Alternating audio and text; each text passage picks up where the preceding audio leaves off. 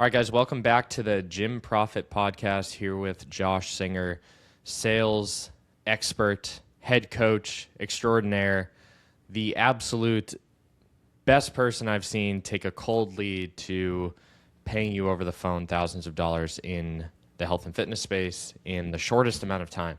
So, Josh, today we're going to be talking about if you are getting objections, you probably missed something in the process. And this is a very visceral podcast for me because Josh is even my sales coach. I meet with gym owners and we, attempt to sell them on our program without any objections. And Josh gives me feedback. And every time I get objections, man, it's because I missed something in the process. So, Josh, where do you want to start with this?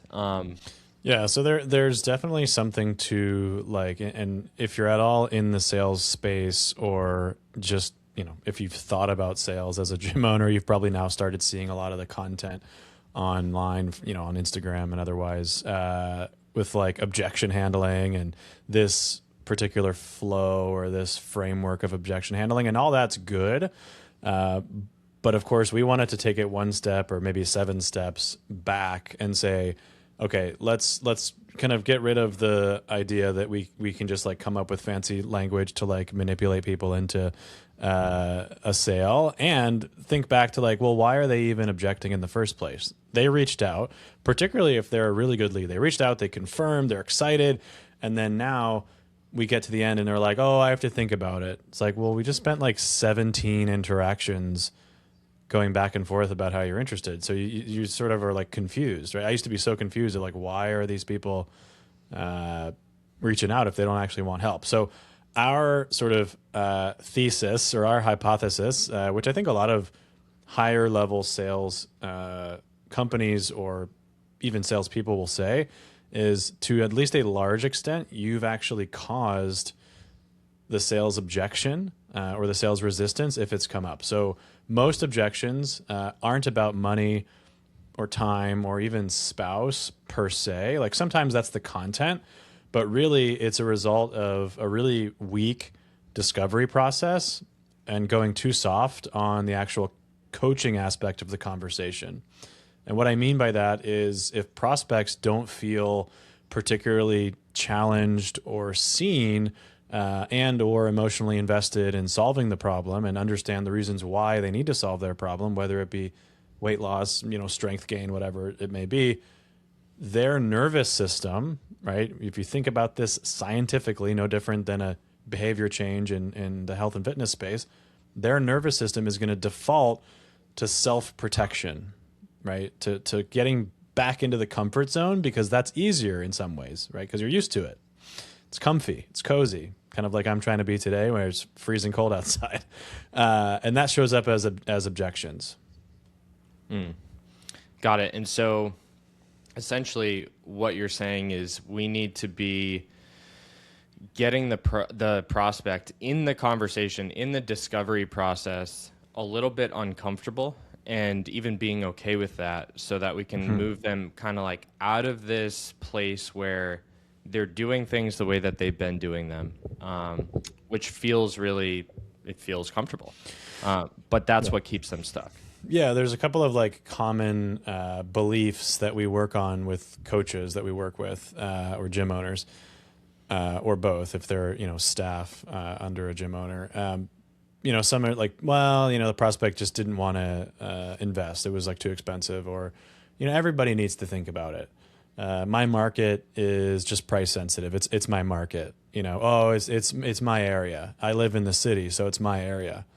And like, again, like there's all little nuanced details to all of these points. And certainly if we're like targeting the wrong area and, it's like the poorest area of all the areas and you're like in the middle of whatever city, sure. Like there's other ways that we can also address those concerns. And even still, there's plenty, if you want to stretch your brain a little bit, there's plenty of, pretty well-known that I won't name, well-known, influencer types in the space, in the fitness space that have opened gyms and sold people ethically in poor areas. So plenty of people, poor, middle class, rich, all want to make a change. So it's really not about the actual objection itself. The objections are a symptom and not the actual problem itself. So again, the whole concept is the problem itself to the prospect is not clear enough. The cost of staying the same or not making a change hasn't actually been felt like by the prospect in their body. And also the upside of solving the problem isn't embodied, right? Sometimes we actually harp too hard on the negative and people are just so stuck, right? We talk a lot about like digging into pain. Well, if we dig too far, now somebody's like, oh man, this really sucks. I got to just think about this. I'm just, oh, right? So we have to like also future pace, the positives, right? Because in the end, we don't just want to like have somebody feel terrible about themselves, right? If somebody truly believes that they need to change, there won't be a negotiation. There might be some helpful kind of hand holding and coaching and support that they need either because of their personality or their background or their culture, all sorts of influencing factors that have them maybe gut reaction, knee jerk reaction, say, oh, I don't know, right? Because maybe they've never done something like this before, right? But in the end, if they believe they need to change, they don't negotiate, they actually move forward. And they figure out a way to do it. And one of the things that you said to me that resonated is people buy with emotion and justify with logic. And so from what I'm hearing, and one of the common things that we see in our gym owners, one of the things that I am extremely guilty of is having a conversation that just stays way too logistical and surface level. And so can you talk about why that happens? I would say that's the most common thing with salespeople, because in a gym, you can get away with that type of selling to a referral or a warm lead. You shouldn't, change your process no matter who the lead is, but you can get away with that with warmer leads or referrals because there's some built-in trust from the person that's referring, or they've, checked out your website. They're just more bought in. They're further down the sales process. Yeah. When someone's new, and these are just good skills to have, you just can't get away with that. And so you understand the value of your service. And so it's really easy for you to logistically be like, here's your problem. You've told me your problem. You've told me what you want. Cool. Here's the solution. And then you get to the end and it's like, that's crazy expensive. Well, and so what are people missing there? We're also selling from, oftentimes we make the mistake, coaches do, of selling from your own, not just your own pocket, as in like maybe you actually have more money and income than the person you're selling to, but selling from your own mindset. If you're a successful fitness business owner, you're probably years, if not decades, into your fitness journey. And we often forget that because we have way more accountability and motivation, right? I can easily go down to my basement gym in my home and work out, put together a program that I do for myself and coach myself. I don't need an external coach. Now, if I want to work with one, I will. But in the end, I'm way further down. I know how to eat well. I know portions of proteins, carbs, and fats. I know how much water I'm supposed to drink. I've worked through in therapy and otherwise, I've worked through, my internal stuff around food and motivation and, personal stuff, right? So remembering that if you're selling somebody assuming that they've also already done all of that, essentially, you're actually, it's almost like it's not fair to that person to even assume that they're there. So you're not actually meeting them where they are if you're doing that. You're just asking surface level questions. You're staying inside of logic instead of emotion. And the logic with somebody like that is going to be, well, I'm just like doing what I'm doing now and I'm stuck. So like, why would I move? It's scary out there, right? Mm-hmm. So there's that piece. And then there's also avoiding tension. This is a big one. So like put your honesty cap on here and see if maybe you've been guilty of this. Avoiding tension in the conversation because you want to be liked. That's huge. So let that sink in for a minute, because your job isn't to be liked. Now, before you like write in the comments that like I'm a beep hole, right? The point here, like people aren't reaching out to you to be your friend, right? Your ads don't say one-on-one friend consultation, right? Like, see if you want to be my friend. No, right? They're looking for some help. Now, can you and should you be friendly and personable and respectful and professional and all these things? Absolutely. But if you start from, I'm going to be your best friend, guess what's going to happen? Eventually, if not immediately, something is going to, like, there's going to be some tension for the people watching versus listening. I'm kind of butting heads here with my two fists, because there's going to be some tension of like, well, and personal trainers experience this all the time, is like, oh, I don't want to like push them too hard because then they'll be mad at me. Right. So same thing, take that concept to the conversation and are like, well, what would actually serve the prospect in this moment? Like, what do they need to move forward, as opposed to like what feels fluffy and nice to you? Like, maybe they need to actually be asked a really poignant question of like, this is just a random question, but like, got it, man. Like, so you losing 20 pounds, how is that going to change your life? Like, what's going to actually change on a day-to-day basis with you being 20 pounds lighter? That's like one even semi-surface level question, right? But still gets the prospect to start to open up about what the impact of that change will be on their life. Yeah, I think I do this is something that I do when I get an objection. I'm like, okay, cool. Coach hat comes on, and it's my job to challenge them and hold a mirror to them and get them to kind of like feel this and think differently. And what I'm hearing you say is that's too far down the process. You've already got the objection. And so let's give people some tangible kind of like, without context, this may not be super helpful, but what are some questions that you can ask in what we would call like the discovery process to get them to start thinking, not just logistical, what are you doing now for fitness, nutrition, accountability, how long you've been doing it?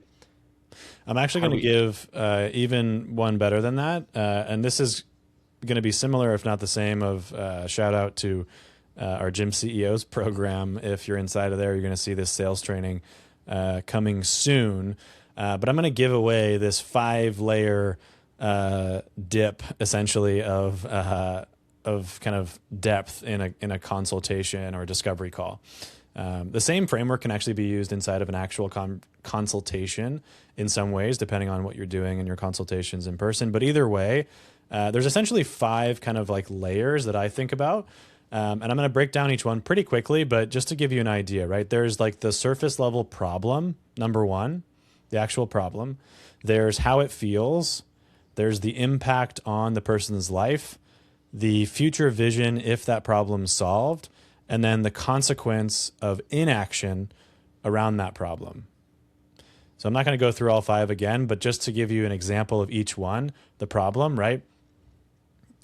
For, gym owners, I'll say, for us, oftentimes it's like, I want more clients, right? Or revenue is inconsistent, or I'm burnt out, right? But actually underneath that, the feeling is frustration, embarrassment, anxiety, self-doubt, resentment of yourself, your spouse, your gym, your county, your country, whatever, everything, right? Your whole life, your parents, I don't know. But also beneath that, right, is like the actual impact on your life. So you being frustrated, what's that causing to have happen in your life? You're stressed at home, right? Maybe you have family, right? You're not spending a lot of time at home. You're working more hours, less freedom. You feel like a fraud as a coach. You're avoiding even looking at your bank accounts, right? We've all been there.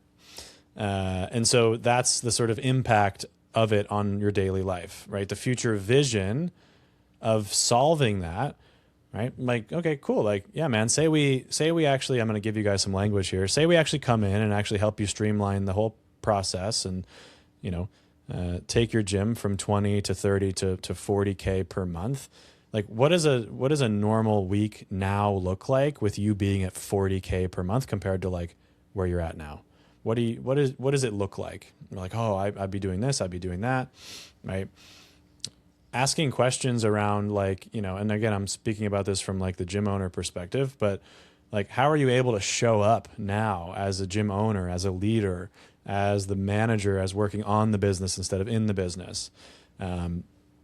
Where is money going now that it wasn't, or flowing, I should say, that it wasn't able to before, right? The cost of inaction, right? This is a fairly simple one, but essentially what happens if you don't make a change, right? Are you in the same spot in 6 months, 12 months? Are you eventually going to have to close down, right? We often delay that thought until the last possible second, but in the end, we're confronting somebody about that problem, right?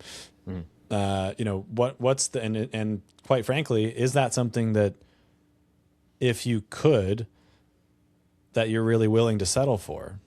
It's actually having the gym close, this business that you started 10 years ago, that you started as a passion project, but realized you could make some money and don't want to work in corporate America or whatever you were doing before as a lawyer, XYZ, whatever job you had.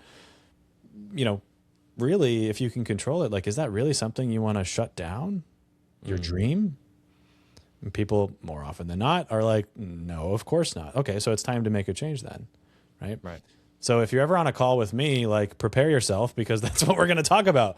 But again, it's not because we're trying to do something to you.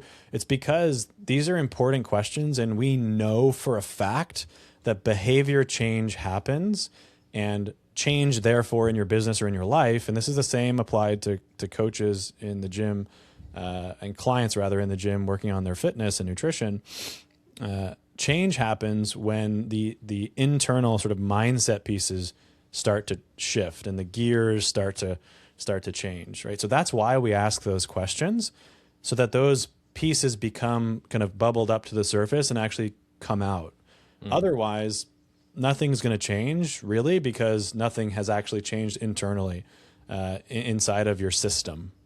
By the way, you should adopt this mindset leading into the call. You staying surface level because you're trying to have a friendly conversation is a disservice to the client. It's your job to get them out of their own way, to start to have them think differently on this call. And what Josh is explaining here is that doesn't happen unless you ask these questions. And it's hard to kind of adopt that mindset and think okay, I'm in coach mode here throughout this sales conversation. What's the absolute best possible service I can do to this person? Well, it's probably having some uncomfortable conversations and having this flow of questions in there. Yeah. And you need to become a problem finder, not just a problem solver, right? So oftentimes people don't even know the problems or the impact of the problems, at least, that are going on in their life, right? They might know it, but they're not aware of it because it's so painful, right? So again, we don't bring these things up to cause people pain, right? We bring them up so that we can take that awareness and then say, okay, I see you, man, totally get it. I feel for you. What do you want to do from here, right? Is this something you want to stay with, or do we want to shift this? And from an empowered place, people can then choose, okay, well, I actually want to, it might not be easy. It actually, quite frankly, it won't be easy, because you're going to have to spend your time, money, and energy, right, getting yourself out of the hole that you're in. This is the same for somebody who's 400 pounds or somebody who's only making $5K a month as a gym owner, right? It's kind of the same thing. Is it takes a ton of time, money, and effort.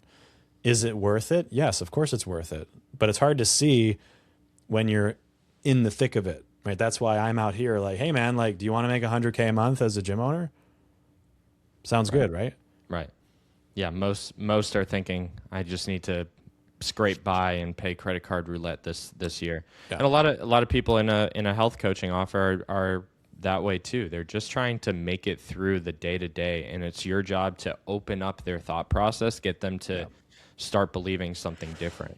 So what really great coaches do, to bring it back to the fitness space and to not maybe bounce back and forth between gym owners and their clients, but what really great coaches tend to do differently in the sales process is number one, slow the conversation down. That was an example, that pause right there, right? Everybody's like, what's he going to say next, right? So that's the thing, is slow the conversation down, Be willing to actually have silence do the work for you.